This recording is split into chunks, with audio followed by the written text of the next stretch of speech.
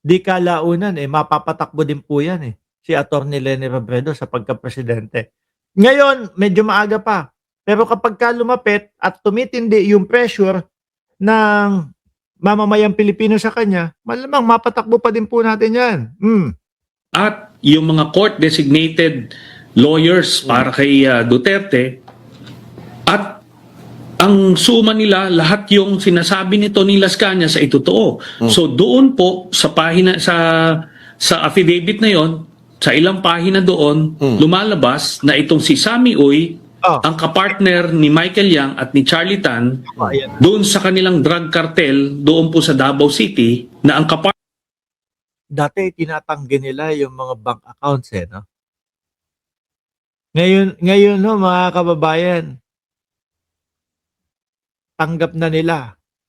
Ngayon po, okay na sa kanila. Bakit to?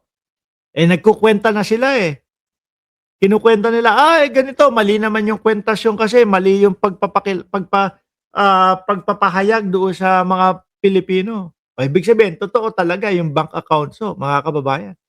Tapos, yung mga ano tawag dito, pagpasok at labas ng pera doon, yun po yung mga isinend ni Trillanes.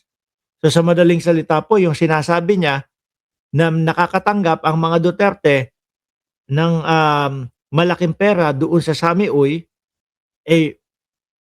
posibleng totoo din po. Ano?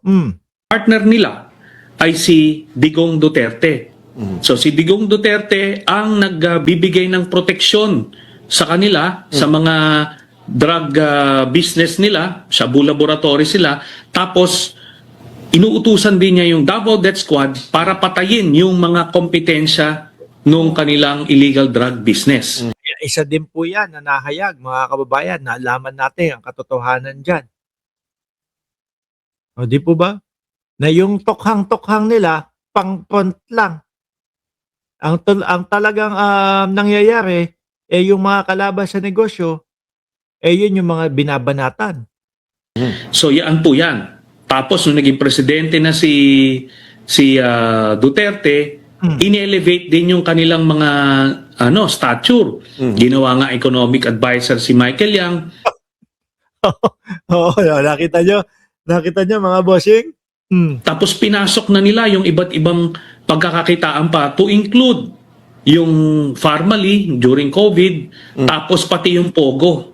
So ngayon, lumawak yung kanilang sakop. Bukod pa riyan doon sa illegal drug trade business nila, kaya nga tone-tonelada yung pumapasok sa customs nung panahon ni Duterte. Hindi nangyayari yan before, no? Panahon ni Pinoy, hindi nangyayari yan.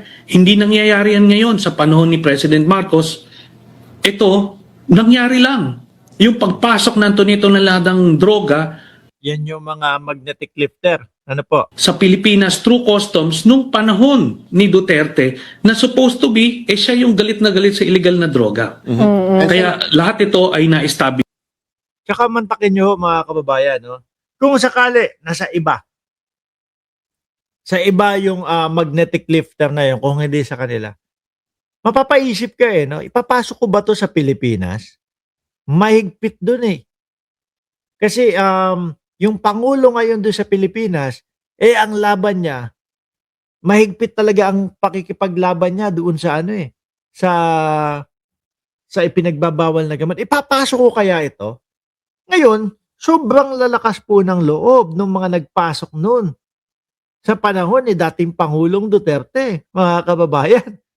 Di ba? Sabi ni Duca, ng Cerezo Force, kung di sa kanila.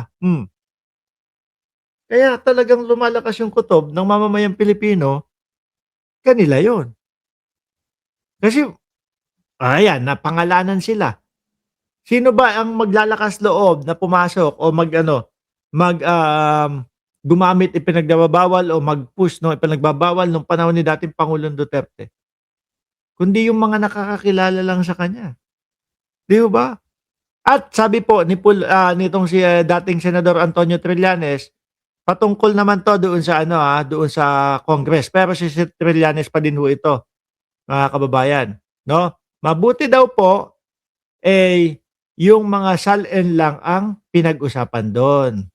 Ngayon, so as, no, after 10 years, may kinumpirma ng AMLAC yung aking nilalabas sa taong bayan simula pa noong 2016. Yan, di ba? Biruin nyo, 10 taon. Sabi ni uy, si Mando, na-miss ko tong si Mando. Paalisin na ng Malacanang, yang BP na yan. Na-miss ko si Mando, ngayon ka lang Saan ka nagpupunta? Shout out sa iyo, boss. Yun lang, nalungkot lang ako na hindi naniwala yung mga kababayan natin nung una ko itong inilabas. Pero Kami din po. Diyan sa comment section. Sige, merong meron dyan, di ba, yung parang nakaganon, taas kamay.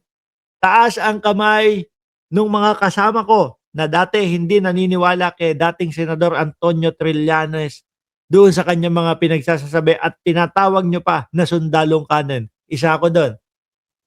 Sinasabi ko pa, trililing pa. O di ba? Tapos after 10 years, eto na yung makikita natin. Gloria, si Gloria Mayore, nandiyan si Mando, ako na, totoo na. Di ba? Si Sir Archie Beroya, si Transformer, negosyo nila talaga yan. Instant money. Yung pinsang ko, tumataas ka dyan ng kamay, ha? Si Nick Candido, di ba? Madami tayo. Pero ngayon, ang importante, nagbalik ang tiwala ng Pilipino kay dating Senador Trillanes. Pati si Mayet Badwa, nakahabol sa live, sabi ni Rihanna Granadosin. Ako din, si Alan Paulino din.